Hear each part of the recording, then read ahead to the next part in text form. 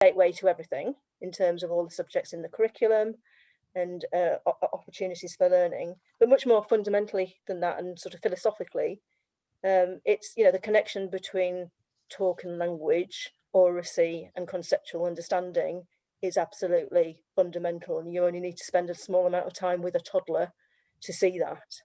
So it's really great that this APPG is taking this topic so seriously, and it's a really good time to be doing it, because I feel like there is the opportunity to influence a lot of things, both at system and sort of practice level, because there's a lot of changes happening and there's a lot of people listening. So I'm really interested to hear what you've got to say today. My background is mainly in ITT, and that is obviously on the table today along with CPD. I just want to say a little bit about that in terms of framing the conversation, because I have so many conversations with people about put it in ITT and that will sort it. Well, first of all, it's already there.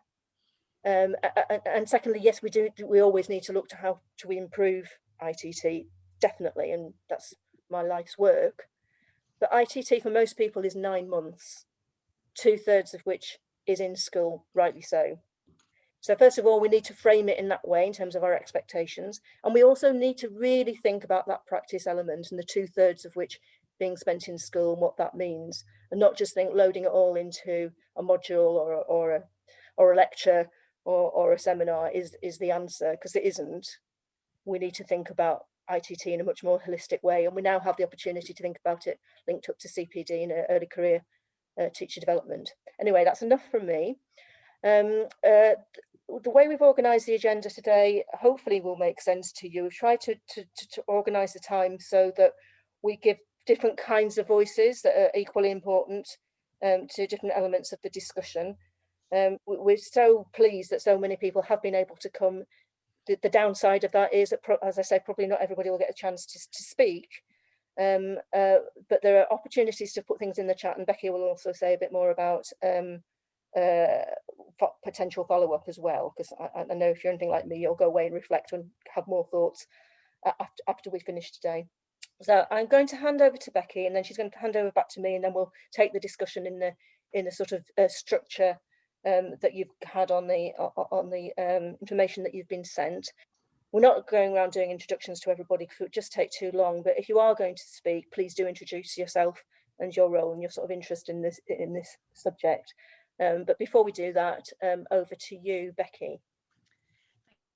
Thank you very much, Sam. And I'm only going to take a minute. I just wanted to give you a little bit of context about how this discussion is going to feed into the APPG work.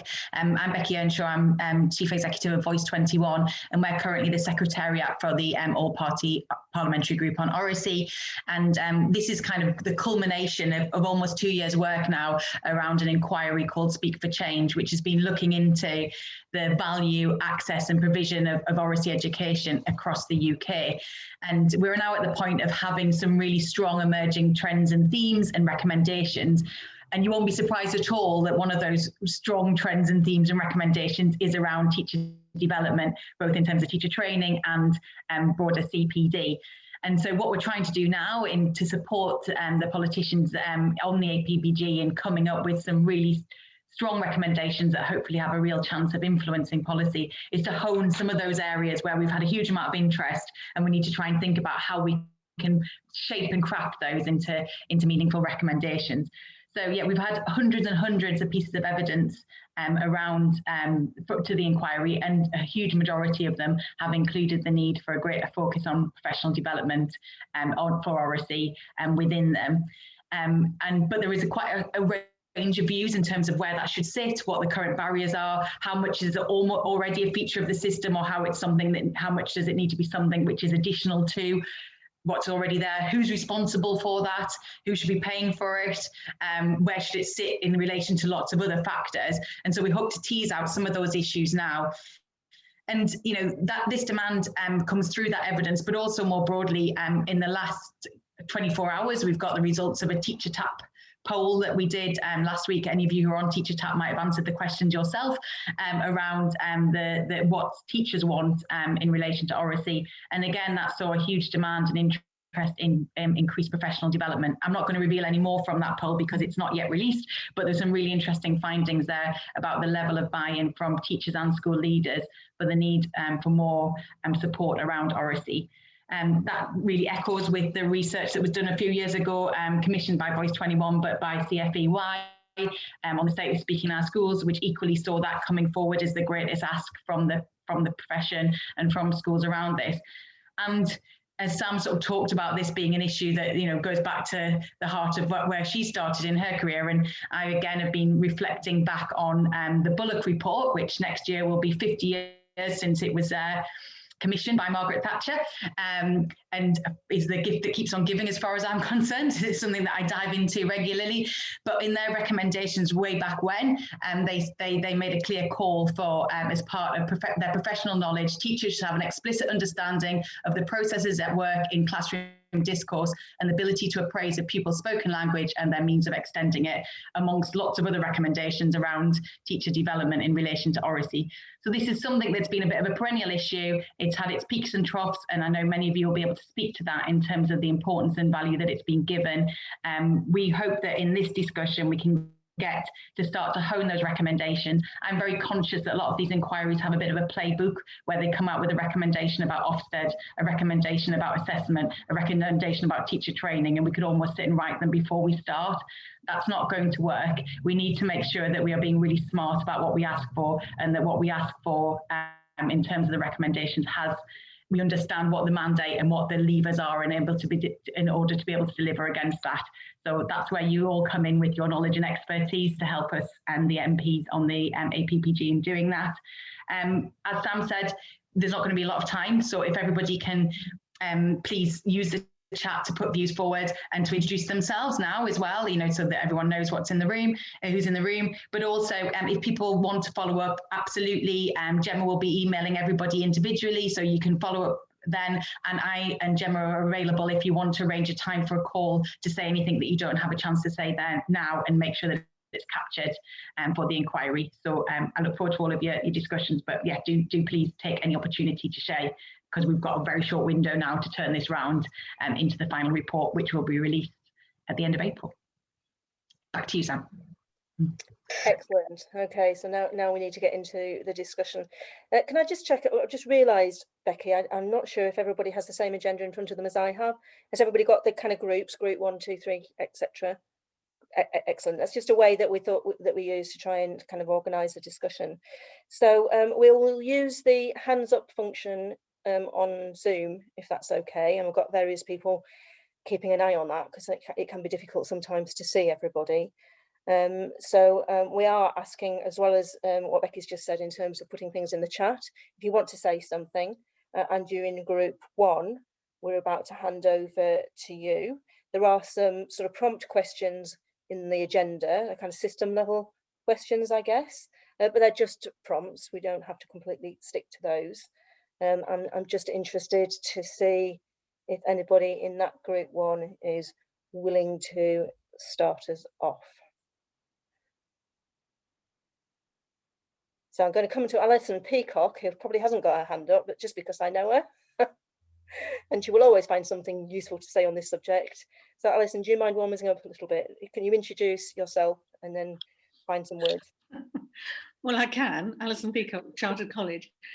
Group 1 is about initial teacher training and early career framework. Yes? Is that what I'm talking about? That's the agenda I've got. You've got to completely stick to that. I think we're talking about sort of system level, so which includes those two things, yeah. Okay. So just as a starter for 10, really, just to say that knowledge about the importance of Oracy and how this links to cognition and understanding learning is fundamental, it strikes me. But it's not something that we just cover once in initial teacher education and then we don't need to do it again. I think it's something that needs to be looked at throughout a teacher's career. So obviously, yes, early career framework is important, but it's something I do think there's professional learning need for this. And there are others on this call who are far more experienced than I am to talk about how this might work. So that was just to start us off, really. Thank you, Sam, for throwing me in it. I've done it. I mean, I could have asked you to say something about the fantastic research and evidence base that the Chartered College is making available to practitioners underpinning this work, but I've said it for you now, so that's excellent. Anybody else would like to come in on this kind of what needs to change in relation to IT and CPD on Oracy and why? Big question. Sam, I see Jean has put in the chat. Yes. Jean, would you like to speak out loud? And then Robin. Yes, okay. I'm Jean Gross, and I've written a book about best practice in language in schools. And I agree that 9 months in initial teacher training, it's not much about the length of a pregnancy, not time to pour everything in there, is it? But some of the things that worry me is in placements, do people see good practice? This relates to all sorts of areas of teaching and learning, but is there something we could do about a network of schools, about focusing on the new teaching school hubs and trying to develop exemplar classrooms where there is good practice, so that even just in those 9 months, people could at least spend some time looking at good practice. I think other people will talk about the early career framework. That's where it needs to go, really, not just ITT. But the thing I really wanted to say is about bringing together the advice and CPD for the profession. I think there are a lot of different people who do excellent stuff, but it's a bit compartmentalized. So there's people with huge EAL expertise, there's the whole Voice 21 and Oracy Cambridge, there's ICANN and LCLAN, and sometimes that doesn't come together. And if you're a teacher in the classroom, you've got children with language needs and you want to develop Oracy, you need everything together. You don't need training from this organisation or that. So I would be advocating, when we come to recommendations, for a national CPD programme. But I would like it to be multi-dimensional rather than fragmented. Music to my ears. Absolutely agree in terms of really focusing on that practice bit in ITT and beyond. Robin, can I come to you next, please? And then Deborah after that. Yeah. The questions under the heading Group 1 are at an extraordinary level of generality. It doesn't help us really. What needs to change in relation to IT and CPD on Oracy, and why? One of the problems here is that provision is very variable. There is some superb provision in ITE, there's some superb CPD provision, and there's some very bad provision. So to simply, maybe the answer to that question is that there needs to be more consistency. And we also need to learn from the best, but we don't necessarily know where the best is taking place. I'm somewhat surprised that the Education Endowment Foundation doesn't appear to be represented, because a number of their projects, if you look at the 17 promising projects listed on their website out of the 200 odd that they have funded, you will find a number which have done good work in relation to spoken language. And it would be good, maybe we can return to that in the final part of this session when we're looking at research, but there is some very good work done under the auspices of the EEF. I have a problem with Jean's notion of a national programme of CPD. In fact, I have a problem with the notion of national programmes of anything in as complex an area like this, because that tends to lead towards uniformity, and it could be uniformity of mediocre practice as opposed to good practice. I think we need to understand that Oracy is centrally and obviously about interaction, and therefore what bears most upon it is the quality of the interaction in the classroom, and you therefore need to locate CPD within schools as firmly as possible. If you conceive of CPD for Oracy as taking place at a national level or at centres well away from schools, then you are going to miss some enormous opportunities, it seems to me. That's all I'll say by way of starter. Thanks, Robin. I'm going to bring Deborah in, but I don't know if Becky, if you want to just comment on the EEF question. They have been really involved in the inquiry and given evidence, both oral and written, and you know, the invite will have gone out, but yeah, they absolutely, and we've got a session next week with the EF people involved. So I think, yeah, they're Robin, absolutely part of the thinking. I thought that would be the answer. Deborah Kidd. unmute myself, sorry. I'm Deborah Kidd. I don't really have a job title, so I'm just a general busybody, I think, who gets invited to talk about these things. I'm sort of trying to find a middle position between the idea of there should be a standard programme for trainee teachers and the idea that, you know, this is a complex and varied area of work and that perhaps we don't need that. I do think we need a system of signposting, and you know, I always signpost people towards the Oracy framework, the Voice 21 work, and all that kind of thing. But when I see these entrenched and quite bitter debates on Twitter, for example, about the fact that children should be sitting in rows facing forward, or that group work is rubbish, or these kinds of things, I think it would be really helpful to have a bank of signposted articles. For example, the piece that Robin Alexander did with the EEF on dialogic talk, but also Sarah Michaels and Lauren Resnick's work on accountable talk, and for that to be framed in a way where teachers can pick it up and think, actually, this would be really helpful. For creating a group in this way, directing these kinds of questions and structuring it in this way would be really helpful. And if there were, I know these things exist, but if there was a centralised bank of signposts towards different models, whether they be mantle of the expert or dialogic talking or accountable talk, where people could go and think, actually, this resonates with my particular approach, my particular practice, that would be really helpful. And I wonder if it's something that could be perhaps collated by the Chartered College, for example. Do you want to come back on that, Alison? Yeah, very happy to do that, of course, and build on what we've already got available. The whole point of what we're trying to do is to entice the profession. So from the very sort of smallest, almost tweet size kind of enticement, right the way through to being able to really delve into something in depth is something that we're trying to do at the Chartered College, so that people understand, you know, not only why they're being asked to do something, but the difference that it can make. So absolutely very happy to help with that. Anybody else in this group wanting to speak? Kathy. Yeah, thank you. So Kathy Burnett, President of the UK Literacy Association, and also I work at Sheffield Institution of Education as well. Many things I'd like to say. Two things I'll bring out at this point, which kind of add on to things other people have already said. Around the drawing on existing expertise, I think there's a huge amount of expertise in drama education community, which is perhaps not used as effectively it could be within the Oracy debate.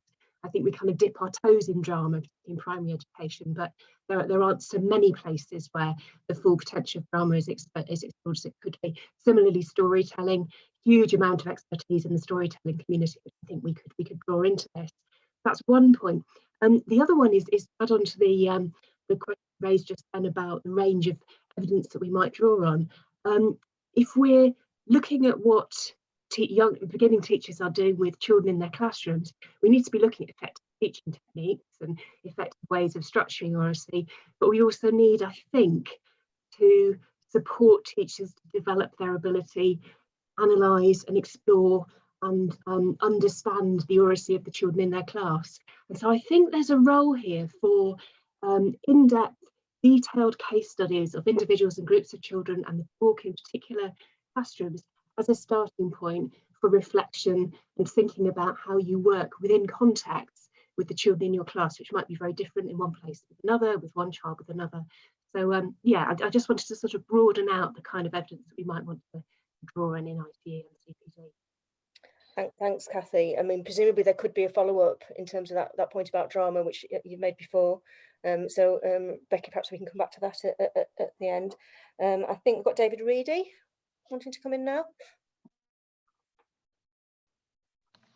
Yes, hope everyone can hear me. A couple of points really, drawing on what Robin was saying. One, this is a very complex area, but one of the key things that we need to be clear about is that the relationship between Oracy for teaching and learning and Oracy in terms of individual children's competence and what the interrelationship is between the two. And when I work with teachers in schools, there's a number of things that need to happen. And that's to actually see that the teacher's talk itself is crucially important in this area. And we need to start there rather than putting the problem as a pupil problem rather than something to do with we need to be working through it in terms of teaching and learning.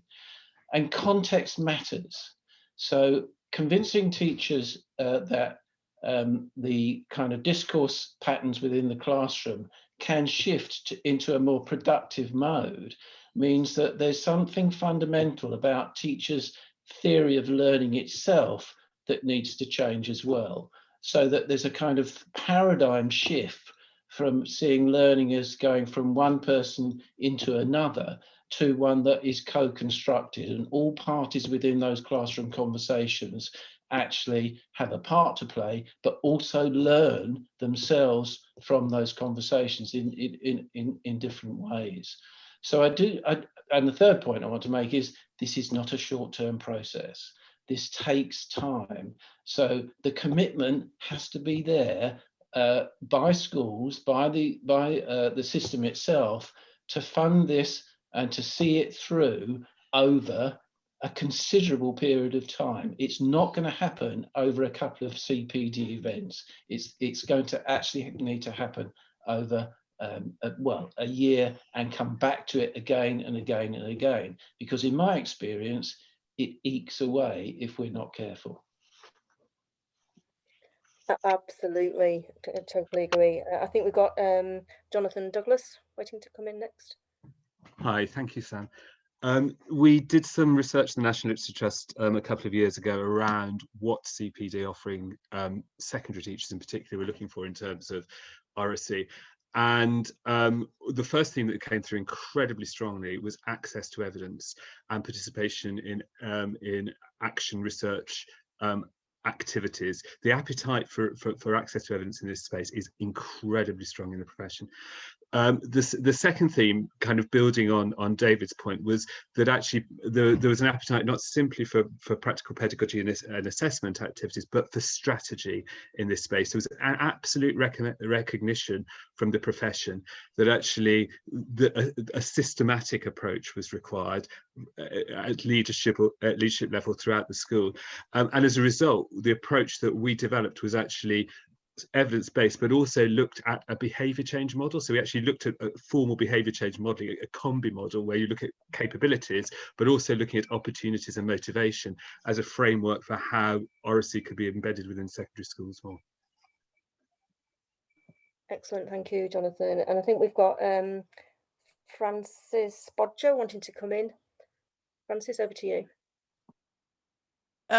Hi, I work on the primary PGCE course at the UCL Institute of Education.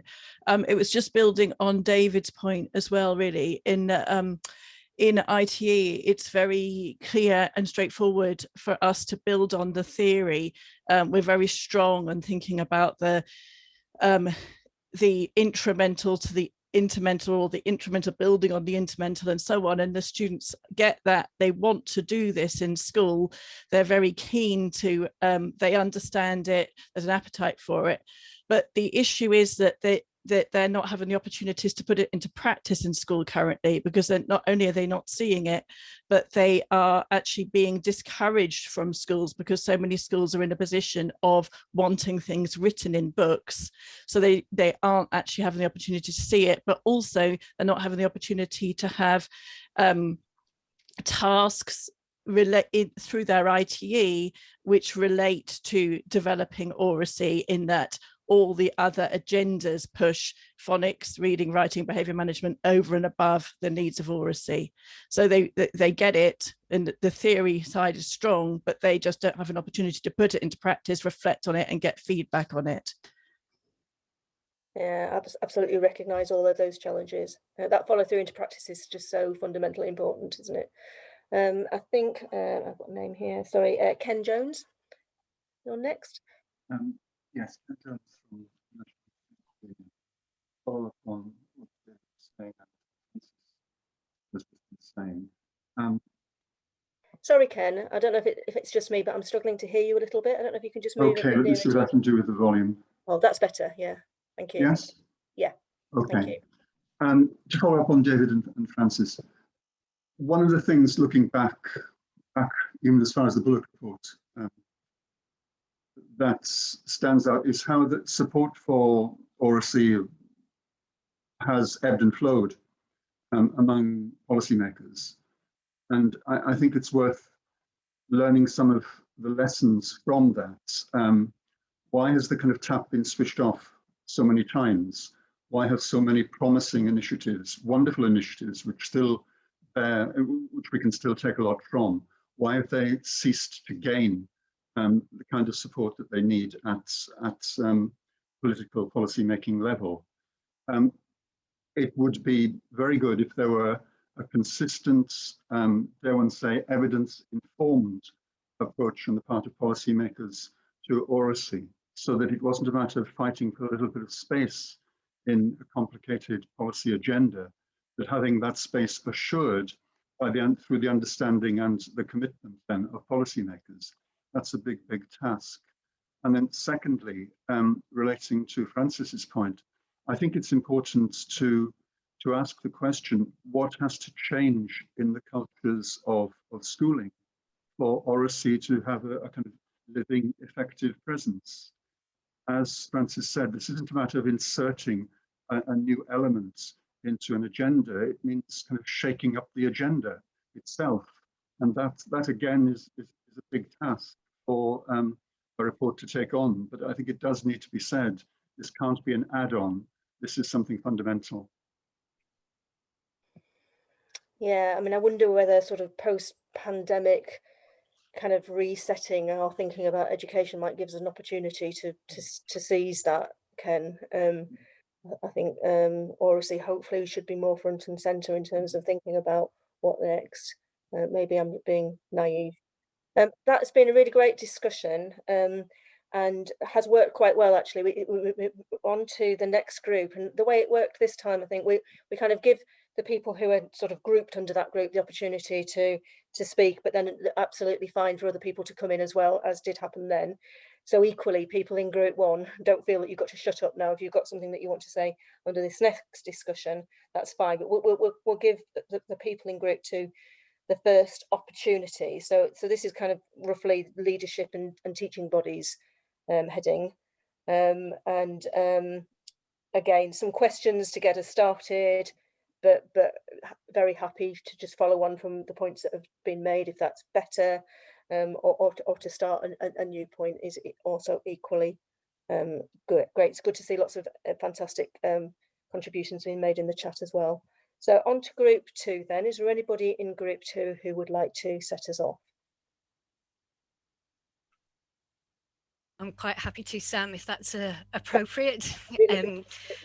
So I'm Dan Swift. I run a large skit within Stoke and Staffordshire. So we're in a social mobility opportunity area. Speech, language and communication is an issue that many of our schools face, but also our trainees face. So we have lots of debates about standard English and the way that our trainees also model that. And so it's something that's exercised us for a while. We use a very strongly dialogic approach within our training, both with our beginning teachers and our mentors. And that's led us to a professional learning mechanism, which we called co-analysis, where mentors and trainees co-analyze their practice. So picking up on David's point, the way we think about knowledge, including professional knowledge, the way we think about school practice and skit-based sessions. For us, it's a relational ontology. And so Oracy is an approach for professional learning. And I think that's something that we as a group might want to consider. How do we value Oracy in our own professional development learning? My eldest son's recently qualified as a physio. He was assessed on clinical reasoning.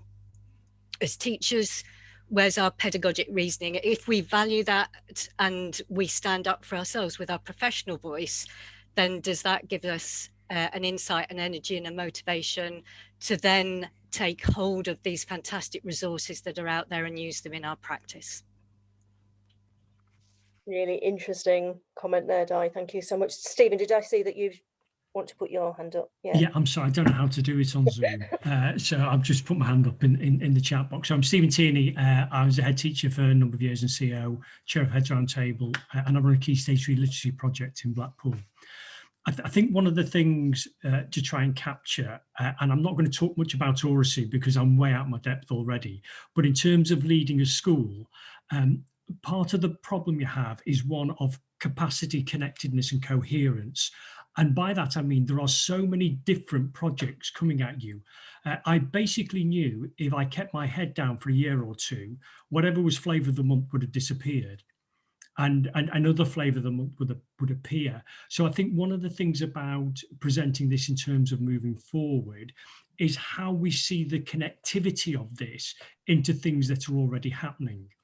If I go to the Key Stage 3 Literacy Project, an example of that would be looking at something like when we did the new group reading test across all Blackpool's pupils. What we suddenly found is that instead of 4% in the lowest stay 9, in Blackpool generally there was 12%, but in the PRU it was 35%. A third of the pupils in terms of a reading test were in the lowest stay 9. And when you're chatting to people across the PRU or across Blackpool, the issue people were saying it's speech, language and communication is the problem. And so I wonder whether there's something very specific for that needs to come out in terms of an implementable idea around how are we monitoring and tracking when there is just such a total absence of resource as well. So it becomes an ask around resource. Because then when we started to try and get hold of the consultants who were speech and language specialists, it was like they're so thin on the ground. So I think there's a major ask around Oracy linked to speech, language and communication needs. The other thing that I'm interested in is if we actually gathered all the CPD available, have we actually got loads of wonderful CPD, but there's no stickiness to school? So the problem isn't a supply issue. We've probably got some really strong supply. And I asked that as a question, I don't know. But the problem is how to actually get schools to see this as a priority. And please God, nobody mention Ofsted. It's just not the way to do it. And what Ofsted identify as really good practice in schools might actually well be due to really rich families. And so it's not the practice at all. It's actually, you've got really rich families. It's where you find the most disadvantaged schools which have good practice and significant outcomes that might be of interest. So I think there's something about the leadership model. And then the other thing I'd finally say is, do not underestimate the total absence of knowledge around oracy and linking into literacy and the importance of vocab. I was a science teacher and it took me 30 years to grasp that teaching vocab in science was my responsibility. And I would say I'm one of the enlightened ones. So people could go through a whole career. And so, you know, the Key Stage 3 project at a secondary level, we were looking to get teachers reading with pupils as one of the elements of it. And many teachers were saying to us, well, I'm just not a reader. I'm not read since I left school almost outside. So there's I'm waffling on that, but there's things about what are the implementable actions that you're going to bring forward. And so how do we potentially tie oracy to disciplinary literacy? But ironically, after the vote in Parliament last night, how do we tie oracy to an empowerment of young people when actually that whole philosophy around empowerment is disappearing in some of our schools? Stephen Tierney, never out of your depth. Miles out. Whether you try or not. Yeah, I mean, some really, really useful practical points there. I mean, I totally recognise, you know, from the Doncaster opportunity area that the school leaders are just bombarded with stuff which becomes white noise if you're not careful. Really, really key point there. Megan Dixon, I was going to bring you in, and then I think you've put your hand up anyway. So over to you, Megan. Hello, thank you. I'm Megan Dixon. I have a new job. I'm Director of Research for a multi-academy trust in the Wirral, but I'm generally interested in language and literacy development, and particularly in speech, language and communication and oracy. And I want to pick up on some of Stephen's points because from a leadership perspective, I think this is really fundamental. I've worked with lots of leaders and indeed been a head teacher and a MAT senior leader myself, and I recognise that the level of knowledge and understanding amongst leaders and amongst teachers of the foundational importance of speech and language and oracy just really isn't always there. That, as Stephen said, the connections across the entire curriculum not just literacy, obviously the foundational qualities of it in literacy, but in every other subject too. That's not there. But one of the points that I really want to emphasize is that I think that there are two slightly different things here, and it's been picked up already. So there's that understanding of Oracy from a pedagogical perspective. So teachers using Oracy, speech and, you know, speaking and listening in the classroom to generate talk and to develop thinking. But then there's that other side around the speech, language and communication development of the children. And our teachers in general, I think I often find, are not skilled unless they're in the early years. When they're very skilled, they're generally often not very skilled at identifying and isolating the development of the children and how they can impact. And what impact that might have. So working with teachers to be able to analyse and identify where children are on a developmental spectrum, and saying to them, well, actually, listen, if they are way below on their developmental spectrum of being able to understand language, they're not going to access anything. If they can't put words into a sentence and articulate their thoughts, wishes and ideas, well, they're not going to put anything in place. And really getting under the skin of how many children we have in our communities who don't have language necessarily at the level we might expect them to be in their classrooms. And I'm going to leave it there because Courtney's there looking at me, and she's going to talk much better at this than around this, and other people whose research has highlighted that. But there are two really distinct difficulties and challenges there for us around, and leaders completely kind of understanding that. So you've got like that idea about CPD and what do we need? Well, we need it at multiple levels really, because a lot of this is, why should I bother? As a leader, why should I bother with this? Because I have no national assessment, which I have to report on. Ofsted might look at it in a little sense, but not really. I've got all these other priorities being chucked at me. Why is this so important? Thanks, Megan. Yeah, absolutely agree, which is why I made the point about that link between conceptual understanding, conceptual development and language. So absolutely fundamentally important. You mentioned Courtney. I don't know if Courtney's got a hand up. I know that Brian Lightman wants to come in, but Courtney, just want to give you the opportunity to follow up if you want to. Can't even see where you are on the screen, so I assume that's a no. I only need to say that I totally agree with Megan, and I think one thing that's really important is that point that language goes throughout the curriculum. So very often when people are putting oral language interventions in place, the outcome measure is about oral language, but actually it affects all aspects of the curriculum. And I think that's a really important message to keep driving home. Hear, hear. Brian, over to you.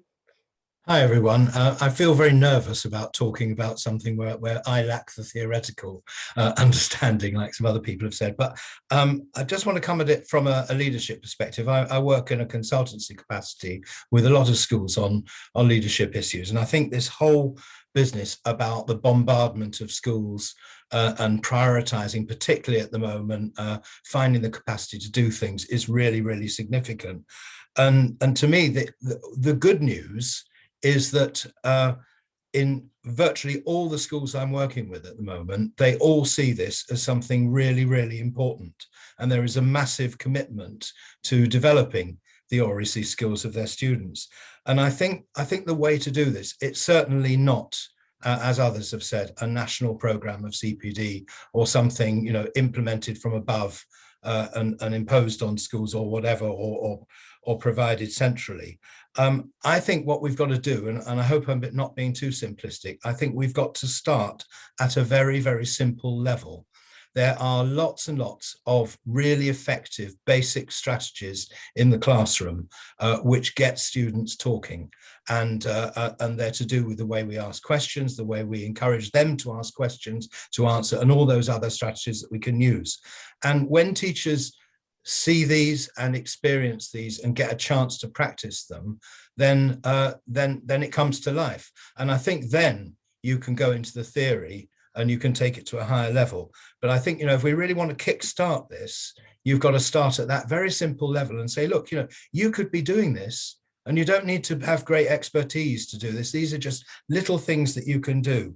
And, I'm seeing so much great practice around the place. I think what we need to do is capture some of that and give examples of those things, and then that would really give it the profile. And the one other thing I'll say about this is, and it's been touched on by others, we've got to argue the case for this, because whilst as I said, schools are totally committed to it, all the people here are totally committed to it, I'm afraid that at central policy level we have a vast amount of work to do, and actually we're moving backwards. If you've seen the latest consultation on the assessment of modern languages, for example, which is putting writing right up the top above speaking again, and going back to the O-level I did in the 1960s, I feel, then that's the real worry. We've got to get children talking. So hope that's helpful. Extremely helpful as always, Ryan. Thank you. Again, totally agree. I'm told there's loads of good leadership chat going on in the chat function, but nobody has their hand up. So I'm going to pick on Binks because she's not on the list because she was a late minute addition. Sorry Samantha, can I just jump in? Sorry, I couldn't raise my hand, it wouldn't work. I'm Holly Churchill. Thank you. I'm Oracy lead and assistant head teacher at Torriano Primary School, which is a Camden primary school, and I'm sort of, I suppose, on the ground, working in classes every day. And I think a lot of what everybody's saying, what strikes me is that the new early years framework that's come out, that we're introducing from September, has a really strong Oracy focus.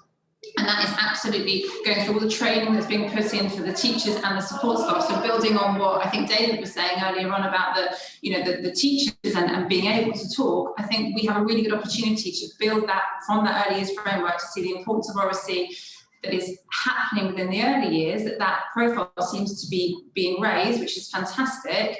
With the Nelly, obviously, I think someone's mentioned in the chat today about the fact that Nelly's support has been put in for the catch-up, but actually we now have the opportunity to put that throughout the whole of the school system. So we don't just focus on early years, that actually now can we make sure that training is happening within schools for your Key Stage 1, Key Stage 2, and then into secondary, which is not my area of expertise at all. But I feel like we need to jump on that now and make sure that vocabulary is being embedded, but also, that learning to talk and learning through talk, Voice 21 talk about so well. Thanks so much, and I'm sorry it's frustrating if you can't get your hand up. I've been in that situation. Yeah, I've so much to learn from early years. Everybody needs to spend some time in early years and develop some of that expertise, because so much of it is transferable to all of the phases. Totally agree. Binks, you don't have to come in if you don't want to, but here's an opportunity if you do. Hi, thanks Sam, and thanks for inviting me. So I'm Binks Evans, and I'm an executive principal at Evolution Academy Trust, and I previously worked as part of the early years group for the Norwich Opportunity area, where we implemented a programme of training and support of speech, language and communication. And I'm not going to replicate things that other people have said. I would highlight the other colleagues that are working on the ground. Capacity is a massive issue. It is a massive issue for schools, and that if we want this to be successful, we've got to look really careful at implementation planning, and people need to see it coming downstream so that they can, because I think what happens, I feel a bit torn about the national idea. But I think if we see something on the agenda, then we have a collective responsibility. And I think it is a collective responsibility. And I think the danger of it not being something that we look at nationally is society's issues are always pushed down onto schools. And then we become responsible for things that actually externally have been outside of our control. So capacity is a massive issue. My second caution is not assuming all early years practice is good, because it isn't actually, and some early years practice does not support the development, children's early language development. So as part of the opportunity area, one of the things, the reason I got involved, and my learning has been accidental, and I am not an expert other than the fact that we had the privilege of well, I worked in a very, very disadvantaged area in the centre of Norwich, and language was a real issue, but actually it wasn't, it was behaviour that was the issue. And so until people see the link between speech, language and communication and behaviour, people will not necessarily get buy-in. So I was at a loss, to be quite frank. So we commissioned a speech and language therapist who worked in our school for 3 days a week, and it was utterly transformational in that she worked on the universal improvements. And I think it's really, really important that we look at this in terms of a really long-term project. And people have to understand it's not, the first bit is not the speaking bit, is it? It's the attention bit. And if children can't pay attention, then they can't listen, and then they won't speak. And if we don't get those fundamental messages into models, it will be a pointless task. So it was a successful program. It's still going, and some of the work, you know, there's other people that are far more expert around the, you know, the communication champions, so on and so forth. My bit about the materials, I think we have to make sure that there's quality assurance, so that we're not peddling mediocrity, because people can say that they're doing it, but it's not good enough, and it's not coming from a strong enough base of evidence. And I'll stop. Thanks for asking, Sam. And I knew you'd have something worth saying, so thanks for that, Vinks. One last opportunity on this area before we move on to the next. I'm told a lot of really good things going on in the chat. I don't know if anybody who said something in the chat wants to say it out loud as well. Last opportunity. Can I just add something? It's Liz here from Outclass. Sorry, I've got two screens, so it's a bit difficult. But just to say that, yeah, we've been obviously involved in training teachers and teaching assistants for 20 odd years as on accredited programmes. And we certainly have found over the years that there's a huge amount of really good practice happening in schools. But what we need to do is, and what we're passionate about, is trying to say to people, you're already teaching the children, you're already talking to them, you're already involving them. How can we give you those extra bits that will help to tweak that for you in order to maximise the children's ability to learn and to understand? And that's what we're all about, and that's what we've seen. And I completely agree with the last speaker who was talking about behaviour issues. And it is, you know, we are passionate all the way through our training to say this is so much bigger than just talking. This is about everything that this child does. If we can't communicate and interact with others, then how are we ever going to succeed in life? So yeah, just to support what's been said. So thank you. Again, really important point. Thank you so much. So I think we can move on now to Sam, I think, sorry, there was just Mel on the other screen. Mel, sorry. Had her hand up. Sorry. Hi there. Hi, can you hear me? Please go. Hi, I'm Mel Carlin. I'm the Senior Assistant Principal for Teaching and Learning at Bishop Young Academy, which is on the outskirts of inner city Leeds. And I just want to make the point that, following on from what was discussed, the impact, we're in our third year now of having a complete focus on Oracy. It's underpinned absolutely everything for the last 3 years for us. And one of the greatest impacts that it's had at our school and for our young people is the impact on behaviour, but attendance as well. And our students now who were troubled and wouldn't come into school now have that confidence to talk, and they know how to express themselves and how to deal with their emotions in a way in which we can then support them to get them into the classroom. And that's where then through our CPD, the Oracy in the classroom has really helped them in terms of their progression in their learning as well. And just following on from a point that David Reedy made earlier, the importance of teacher talk, one of the strategies that we've used at Bishop Young that's had one of the greatest impacts in terms of pedagogy is the focus that we've had as non-negotiable on teacher talk and the quality of teacher talk, modelling that, looking explicitly at tier 2 and tier 3 vocabulary in all subjects. And that's something that our students have been incredibly positive about and really feel themselves through student voice, that's really helped them in many ways in terms of their experience of school. And just, sorry, one final point I wanted to make is that our CPD model from the start has been based on a focused inquiry approach. So it's always been based on staff working together in triads where they have a hypothesis that in the first instance was based on the strands that Voice 21 use, but they've developed since our first year, and our staff go in different directions now. But our pastoral staff and not just our teaching staff are also involved in that model as well, as I think it's really important because a lot of our students do engage in terms of their well-being with pastoral staff. But that's been incredibly important, and staff then can see the evidence from our students in our school, and that's really helped us to get that whole staff buy-in at our academy. And I think that's what's helped us to just maintain Oracy at the top of our whole school agenda for as long as we have. Thank you. Fantastic. That sounds so positive. I'd love to hear more about it. Before we move on to the next session, next group, Ben Baston, I think, has been waiting to come in. Hi there. I'm from a special needs school in Surrey, and all of our students were once in mainstream education, and for one reason or another haven't coped. One of the big things that we've seen when we really focus on Oracy is how young people, you know, they can appear to have reasonable communication levels,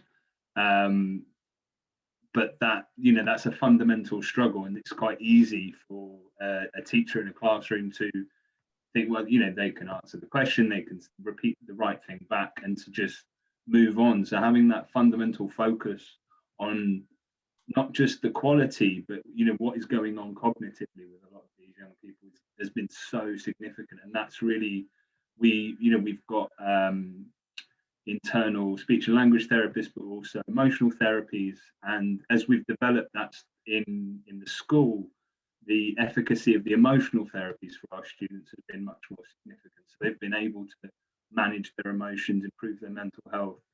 And so the way it links in not just into their learning, but into their personal conduct, their well-being, everything else that goes on. And something that I put in the chat that I've never quite been able to get away from is that more than 60% of young people who are in the prison system have a speech and language and communication need.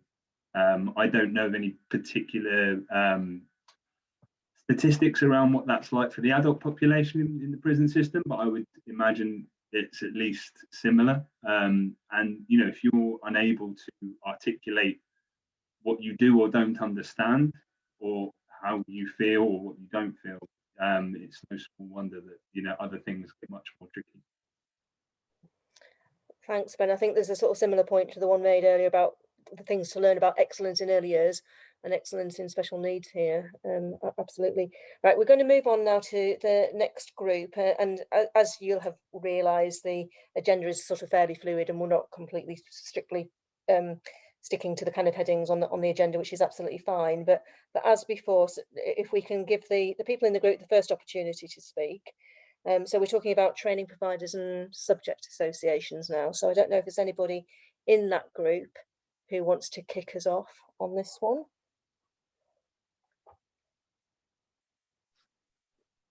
We've got Paul Warwick on the other screen. Over to you, Paul. Hello everyone.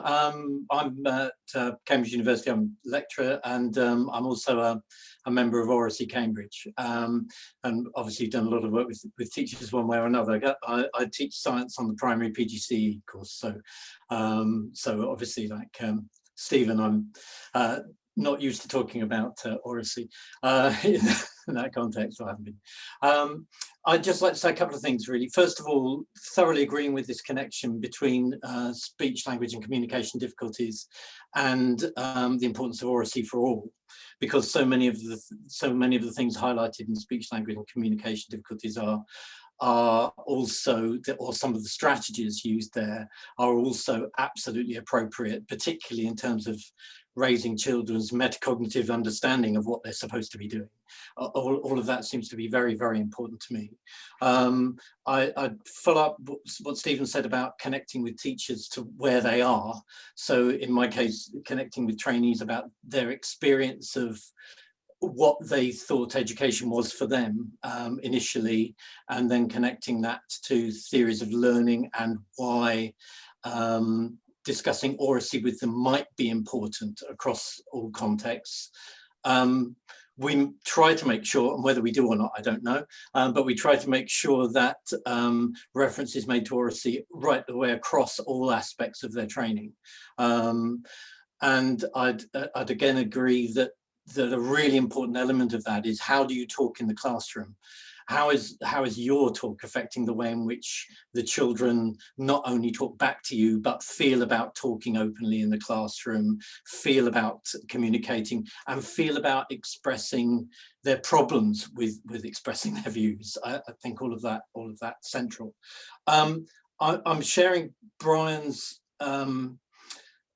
worries really about the direction of travel within government, really, which is you know, the core content framework, as I've put in the chat, does have reference to Oracy and talk, but there's quite a narrow view of knowledge and learning there, or it could be interpreted quite narrowly, and that may well affect what current teachers and trainee teachers eventually think is important in learning, and that affects whether they think that oracy is important. And so that's really strong connection that people have been making between views of learning and views about the importance of oracy within the curriculum is central to me, and I do have a worry about that.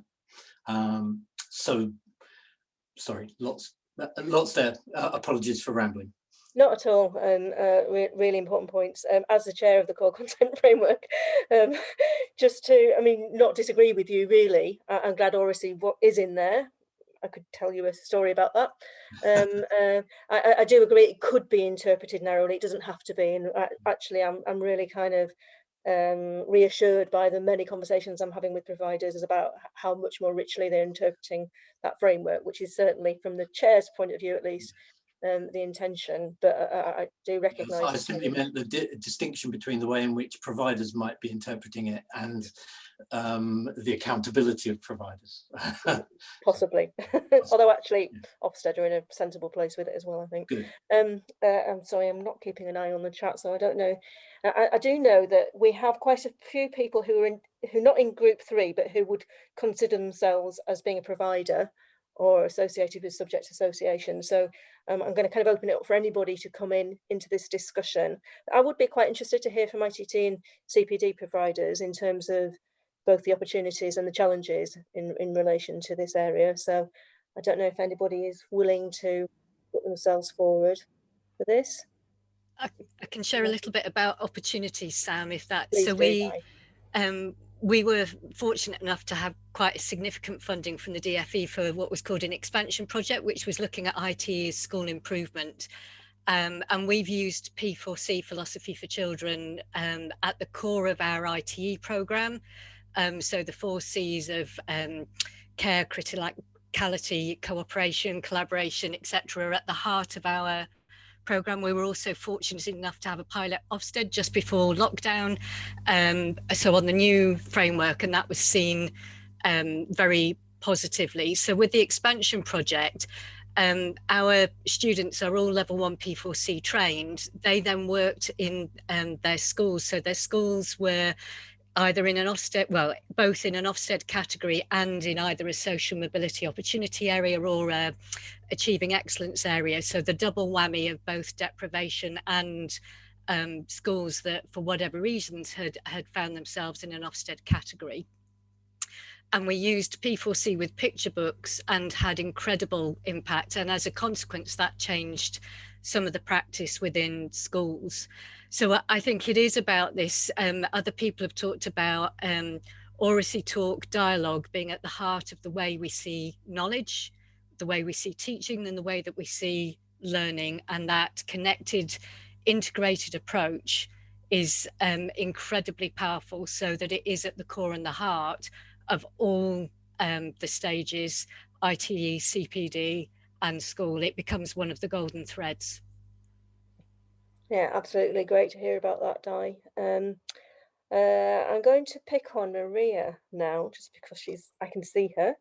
And I know that Teacher Development Trust, something was said earlier about the importance of action research and systematic inquiry, and I know that's something that's close to TDT's heart. I don't know if sorry to pick on you, Maria, but it's because nobody else has got their hands up as far as I can see.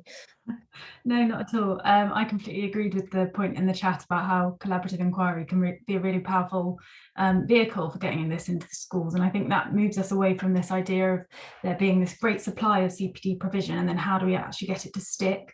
And so TDT, I wasn't actually super close to it, but we did some really interesting work and a project with the Plymouth Oracy project, which involved using collaborative inquiry with that group of schools to sustain the impact of a project looking at really making this a priority. And people have talked about the importance of teacher autonomy and getting that buy-in, and I think that's where that also comes in, because in that model, it can be a really useful way to ask teachers to themselves take part in that diagnosis, which was mentioned earlier, of what is that specific student need. and then being active participants in sustaining that focus across a sustained amount of time, and meeting all those criteria, which we know are the ingredients of effective CPD in general, not just of effective Oracy CPD. And I think that's obviously where at the Teacher Development Trust we are very passionate about making sure that's in the conversation here. So using things like the DfE CPD standards, that can be a useful framework for schools and providers to work together on. But also, of course, coming back to making sure that's integrated with the overall school improvement plan. And that's where the role of leaders is absolutely key, and having multiple stakeholders who are involved in this, because I think, you know, we need to have we often see middle leaders who are given responsibility for a subject-specific CPD or a particular domain of CPD, and that's where you struggle to get change if they don't have that influence, or they're not empowered to make that change. Oh, thanks, Maria. That kind of picks up on quite a few points that have been made previously. Really helpful. Liz, I saw something flash up in the chat that you were trying to put your hand up. So over to you, Liz. Sorry, I can't remember your second name because I can't see the chat anymore. Yeah, just picking up on a few of the points that have been made, is that one of the programs we run is called Communication Friendly Settings. And exactly as others have said, that unless you've got the senior leadership team on board, then it really struggles to fly. So it needs to be, you know, you can't just have a very keen teacher or you know, somebody who's leading it as a lone voice. This is about system change. This is about changing the culture of the school to help it to be more open and support staff in helping children's voice and all that, which is about changing, as we know, far more than just the way, you know, what we're teaching. It's how we teach it. So that's one thing. I think without the SLT on board, we haven't found that particularly successful, but when they are on board, it's absolutely brilliant. And secondly, we train up people that are called lead communication practitioners, so similar to some of the things that are being suggested here, and as part of the early years professional development program with EDT, where we're following the same model, where we leave within the setting, whether that's an early years setting or within the school, we leave people who are ambassadors and coordinators and whatever you want to call it for Oracy and for communication. So it's not just flying in, doing a bit of CPD and flying out again. It's absolutely about saying, right, you have somebody in your school or a number of people in your school who have been well trained and really understand this. They've cascaded the training to everybody else, and they are there as a resource. And then you've got your speech and language therapists or your specialists who are able to come in to give additional support, but everybody's kind of brought up to a base level. So I think that idea about having somebody within the school as a champion, or a group of people within the school, is really, really important. So yeah, thank you. Yeah, thanks, Liz. But as you also say, kind of it needs to be taken seriously at every level, doesn't it? But particularly the top. Definitely. Yeah. I'm going to pick on one of my ITE colleagues, because we're meant to be talking about IT as well as CPD here. Karen, ready yourself? I know we've got some really good examples of things that we do at Sheffield Home that I just wouldn't like us not to have the opportunity to say something about. Over to you, Karen. Okay, thank you, Sam. I'm Karen Daniels from Sheffield Institute of Education. So I've been working in ITT for about 10 years. And I just kind of really want to share some insights into a CPD project that we did quite recently with my colleague Roberta Taylor.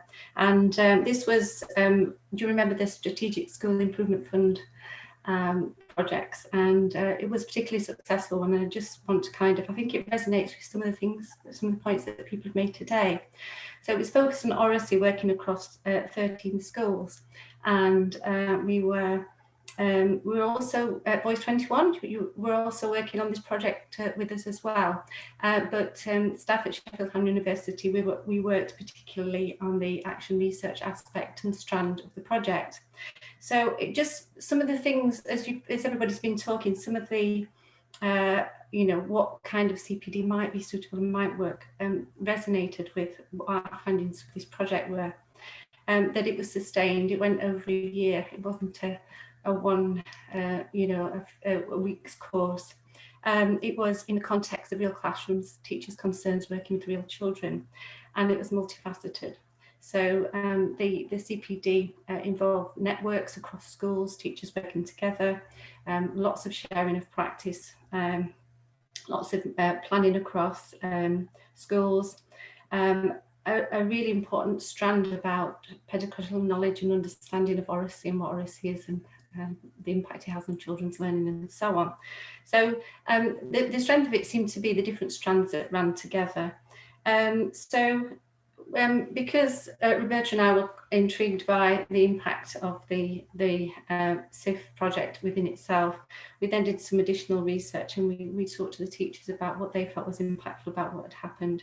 They flagged up the networking, how important that was. They wanted to continue with those networks. They were really, I think they were quite blown away with some of the communicative repertoires of the children they were working with, and they really got to understand those children in the context of their own classroom, and that seemed really key to what they were doing. They felt it freed up time to value Oracy in its own right. So it wasn't adding on, it wasn't just a part of learning to write or read, it was actually essential in itself. The no written outcome of lessons rules changed in many schools. So that freed up time to be more creative in terms of what they taught through Oracy, without feeling pressured to record that. Yeah, so their understanding of oral language really kind of increased, and they were sorted to value, if you like, children's repertoires, and they were building on them. And they noticed that the children as well themselves became very more conscious of what they were saying, and they valued their own talk because the teachers were valuing their talk. So that kind of dialogic approach, the combination of the CPD and the focus on Oracy and the dialogic approach, it seemed to have a really sort of valuable impact across teachers and pupils. So we were really pleased about that, and we're hoping to follow that up later as well with these particular. But the teachers were really motivated to continue, even though the project finished, they wanted to continue that work. So I think it just kind of resonates with some of the things that are, if you like, a sustainable and impactful CPD programme around Oracy. Thanks, Karen. That's a really nice little example. I just wanted people to have the chance to hear from. I think Louise has been waiting to come in. Louise Reeves. Hi, thank you. Louisa Reeves from ICANN. I just wanted to really kind of agree with what's been said about trying to move from a sort of CPD programme that people just attend, but it actually doesn't have any connection with what they're doing in their everyday work. And we found with many of our projects at ICANN that actually having that person on the ground, so a couple of people have mentioned speech and language therapists or an advisory teacher, but somebody who kind of holds the ring, if you like, for, I mean, our work is particularly around SLCN, but Oracy and SLCN, as we've said, are really linked. But somebody who's there who just keeps that in mind for the school or the setting, and helps them see how it fits into the teaching they're doing in the classroom, the learning the pupils are doing, the other requirements, I think is really key. But the other aspect that we found through our intervention programs is really that having something quite practical to do, so deliver this intervention, see the impact of it. For a lot of the schools and early year settings we work with, that brings them back round then to being interested in acquiring the knowledge. So it's almost putting the cart before the horse, but actually seeing the impact of something very, very practical on the ground. And it's similar to the action learning idea, really, so that you're generating that for yourself, you're seeing the impact, and that gives it sustainability. So it's not like let's do this project for a year and then move on to the next project and then move on. It's actually something that runs then systematically through the school. So I just wanted to share that. Thank you. No, that's great. And yeah, that building it into your practice and inquiring into it over time seems to be a feature that's really coming through quite strongly in many of the contributions. So I'm just checking. I don't think I've got anybody else who is asking to come in on this subject, so we will move on to the next subject. I wish I could keep up with all this chat because there's amazing things going on in the chat. I just keep flashing up, but I can't keep an eye on them both. And I think we've strayed into this territory already, which is fine, which is great. But a kind of final focus is looking at sort of academic research. And I know we've got some brilliant people here who have lots to say about this. I don't know if any of them are willing to start us off. I'm really tempted to bring Neil Mercer in just because I just always like to hear what he's got to say on this subject. Are you willing to kick us off, Neil?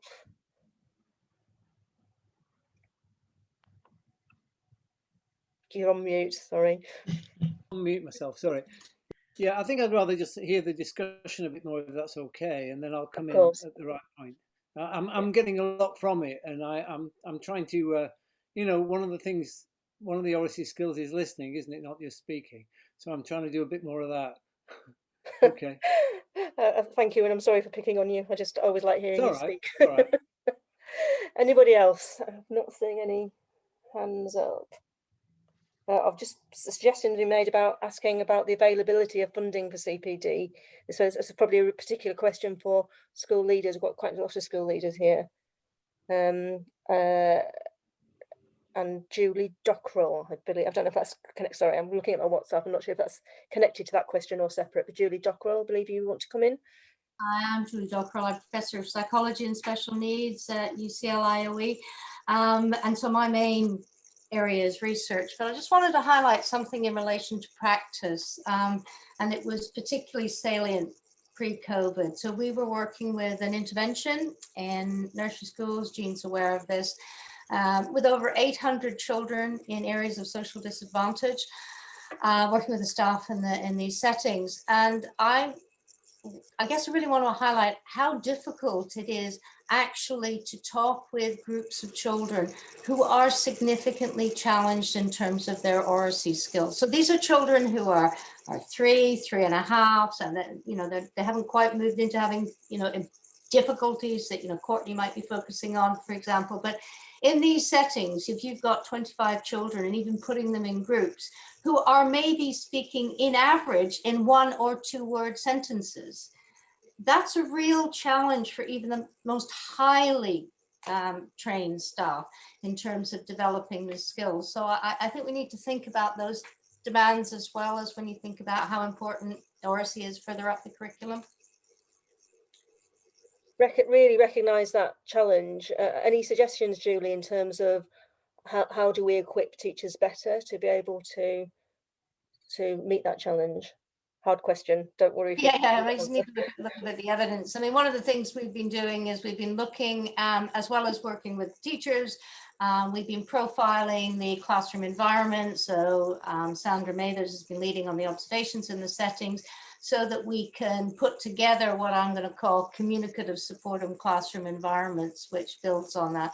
So I think there is some evidence out there that feeds into this, but we need to also think about what works for what teachers, with which children, in what context, and with which parents. Education turns out to be quite complicated with lots of variables. If only we knew. Yeah, thank you, Julie. A really important point. I'm looking to see. Oh, so we have Courtney wanting to come in, and then Robin. I just wanted to echo that. Certainly in our longitudinal study, in the first years, the numbers of kids who had really limited language was astonishing. And what the teachers say is that CPD only goes so far. They said to me, sometimes it's just knowing how to adapt what you're doing for that particular child who has difficulties that are just out of scope of what you might expect as a mainstream classroom teacher, and how to support that. And I do think sometimes that is a big ask for teachers. They do a phenomenal job, but I think it's about how you integrate the tremendous work that teachers do with work that maybe other specialists can offer to the school, and trying to work out how to use that most effectively. Because sometimes I think there's a disconnect between maybe what speech and language therapists are bringing and what the schools need, and trying to figure out how to make that work more effectively would be a good way forward. And from a research perspective, I think the thing that is hard when you're thinking about would we like to do an intervention trial is the outcome measure, because sometimes it takes a while to see the effects of improving language on other aspects of the curriculum. And if your outcome measure is something that's not tuned in to what you're actually trying to change, then you're not going to show that the intervention has been effective. And it's really depressing when you're all doing great work and you're never getting the result that you expect to see. And some of that is not about the intervention, it's about the measurement. So maybe working together to try and decide what are appropriate measures on the way to the thing that you ultimately want to change would be a useful way forward too. Really, really relevant point. Speaking as the Deputy Chair of the Doncaster Opportunity Area, where we started with a 3-year window to improve everything, including speech and language, you know, it's unrealistic, isn't it? It's completely unrealistic. I do think post-pandemic and COVID recovery is going to really shine a spotlight on these issues. And again, maybe gives us an opportunity to really sort of reset a little bit around this. Robin, I want to bring you in now. Yes, I mean, the question you posed for this group was what lessons can we learn and how can we ensure we maximize the existing learning on what works? The existing evidence on what works, of course, relates both not just to the kind of teaching, the kind of classroom activities, but also the kind of CPD and the kind of ITE. And in respect of CPD, I would just make a bid for 2 particular strategies. One is the use of mentoring within schools, which is a very powerful component of my own EEF, Education Endowment Foundation project. And the other, from the same project, but from many other projects, video. It hasn't been mentioned. Amazingly, it hasn't been mentioned. And yet, of course, it quintessentially captures talk in a way that few other strategies, few other devices can.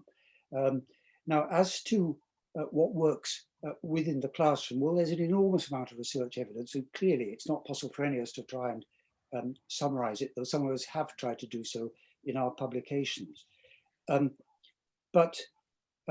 It's interesting. In my most recent book, or Dialogic Teaching Companion, I had a chapter called Ingredient X, which tried to pull out from the research what it is, particularly about high quality talk that makes a difference. There I was helped not only by my Education Endowment Foundation project, but also by a project that Neil Mercer and his colleagues have been engaged in. And both of these, together with work which had been done by Sarah Michaels and Kathy O'Connor in the United States and various other people, homed in on what interaction analysts call the 3rd turn. So if you take a typical classic classroom exchange teacher question, pupil response, what happens next? It's what happens next is the 3rd turn. And so often that 3rd turn is wasted. The teacher will deliver a judgment on what the child has said.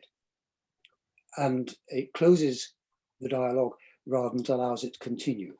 And what quite a lot of the evidence now converges on is the criticality of that moment, of what the teacher decides to do with what the child has said. There's been a lot of research on teacher questions, and they are hugely important. Much less work on the 3rd turn. And yet from Neil's project, the big ESRC project, where he focused on the power of teacher moves which elaborate or get the children to elaborate their thinking, and from my own EEF project and from the work done in the United States and so on, having a range of moves, for the teacher to have a range of moves to open up the children's thinking once the children have already said something is absolutely critical.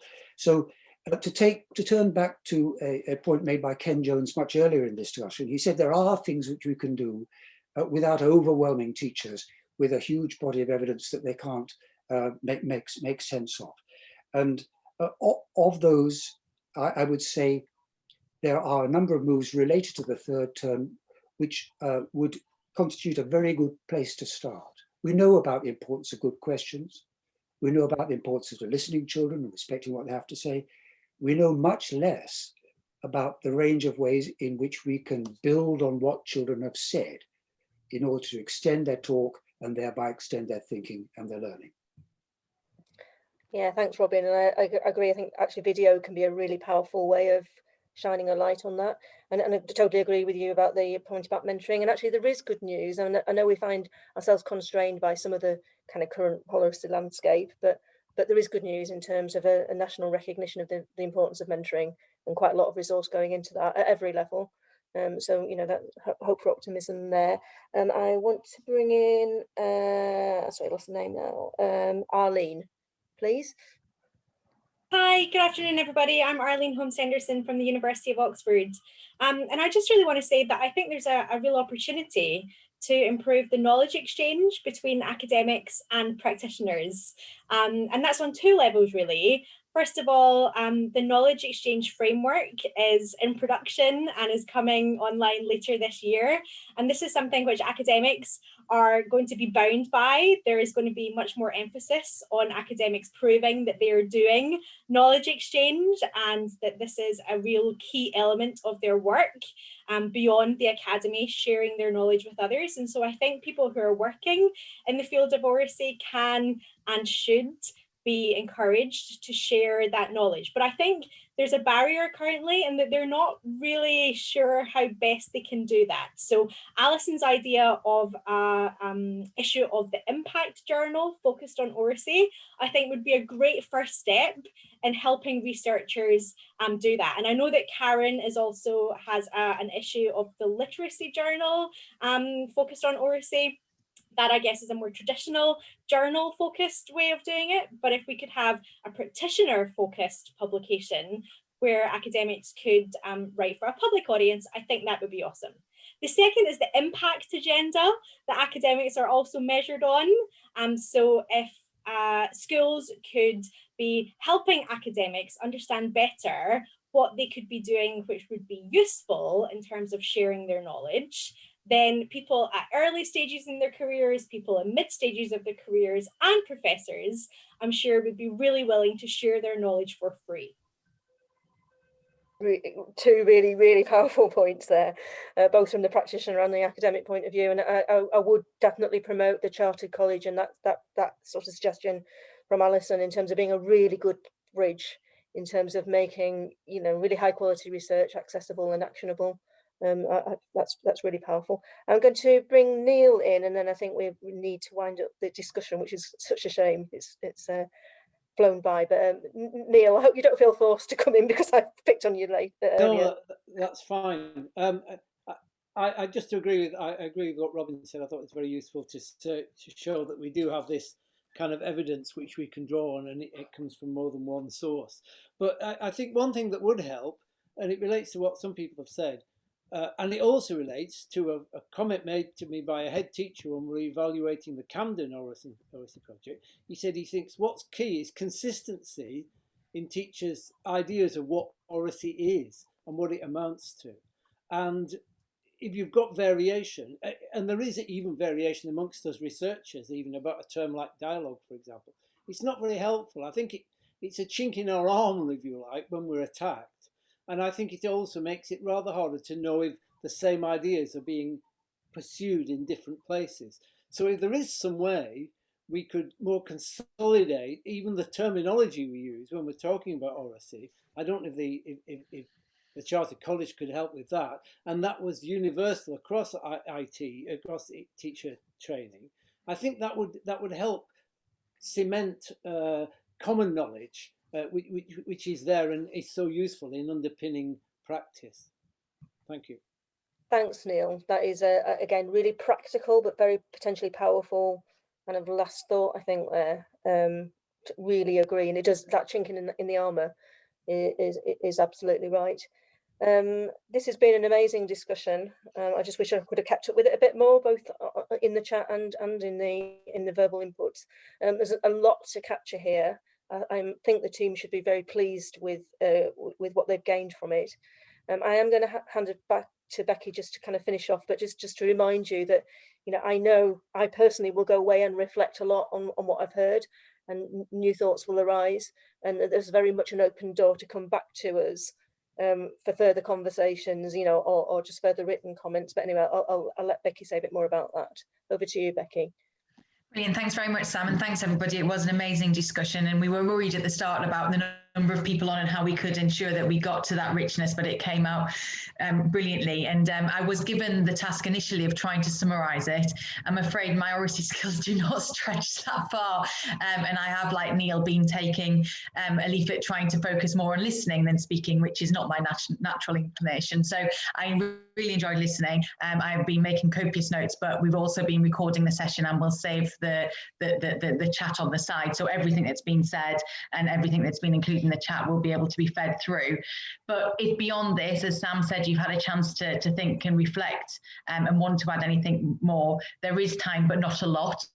So it'd be great if you could get back to us very quickly if you have things that you want to add, because we are in the point of trying, as I said, to pull together that final report.